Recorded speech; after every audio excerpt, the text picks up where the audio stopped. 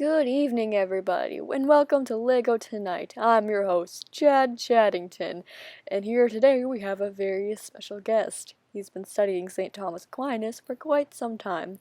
Please put your hands together and welcome Norm Al Guy. Thank you. Thank you so much for being on our show tonight, Mr. Guy, and may I just say it is quite an honor to have you here, and we cannot wait to hear what you have to say. Thank you, Chad. It is wonderful to be here today. Now, I understand that you want to talk about St. Thomas Aquinas and his view on evil and free will. Am I right? Yes, in a recent paper you just published, you were talking about how evil and free will is a solvable problem in today's society. Now, I want to talk to you about evil, in quote, with my claw hands, and today's society. I have some clips I would like to show you. Please pay attention.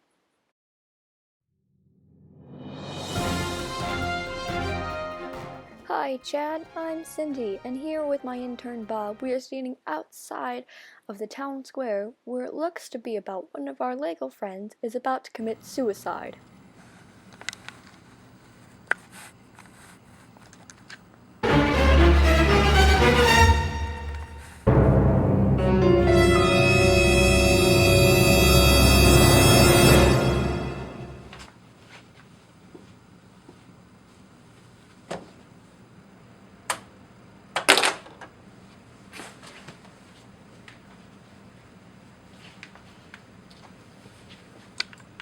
Bob and I both agree that that was a horrific event we just witnessed. We now go live to a rally.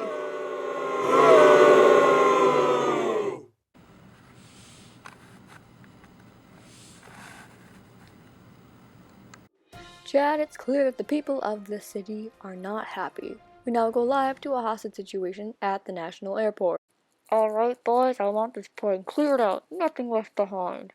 Please don't kill us. We all have wives and families. And now, Chad, one final scene we'd like to show you. Ayo, Steve, I promise I'll get your money. Please, just let me live a little bit longer, please. I can't wait no more, Johnny. I needed that money yesterday.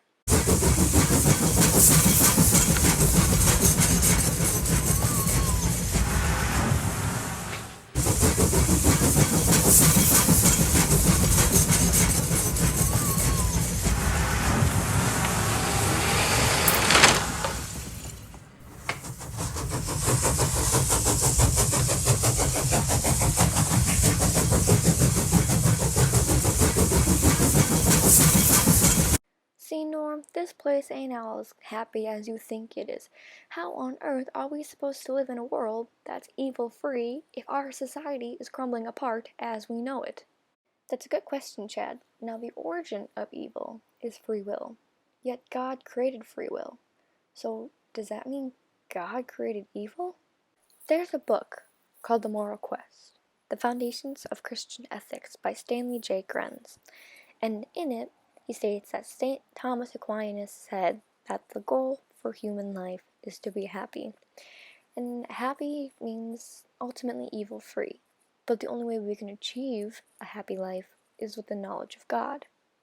But Norm, none of us can understand God. It's physically impossible. We're human and we can't fathom a being like that. So that means we'll never live an, in quote, happy life.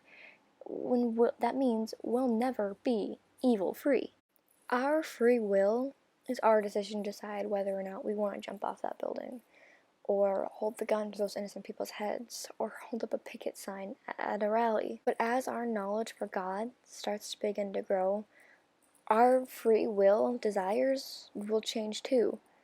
From then on, we will not want to commit suicide or harm others. We will want to do what honors God, ultimately changing our desires, giving us an evil-free environment, and, of course, the human goal of happiness. But, Norm, understanding God is physically impossible. We will never have that full knowledge of knowing all that he can do or what he is capable of or the things that he's done. I mean, he was there before time, and he was there before light, and he will be there when we don't exist anymore, when we have all turned back to dust.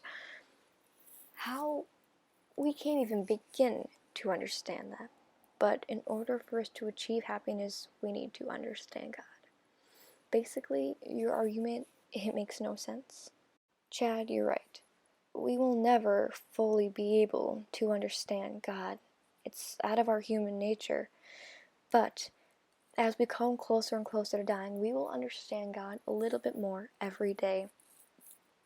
And by the time we do cease to exist as humans, what we understand and what we have accomplished as zero evil, as this problem solving, will be so much greater than when we first started. We will actually have results and we'll see the progress we've made. Here's an article. It's called The Fundamentals of Faith by Peter Kreeft. He talks about how free will is just born out of sin and selfishness of humans. But once we start to live a godly life and path, our needs to be selfish will cease to exist, which means our free will direction will make a full 180. Ultimately, Chad, an evil-free world is truly possible.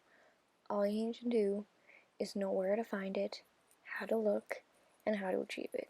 We may never get to 100% full evil world, but every day we will get closer to solving the problem of evil with the view of St. Thomas Aquinas. Thank you, Norm. We hope to have you back on the show very soon. I believe I speak for the audience and myself when I say that you have fully opened our eyes to new possibilities on how to create an evil-free world. Thank you, ladies and gentlemen. This has been LEGO Tonight.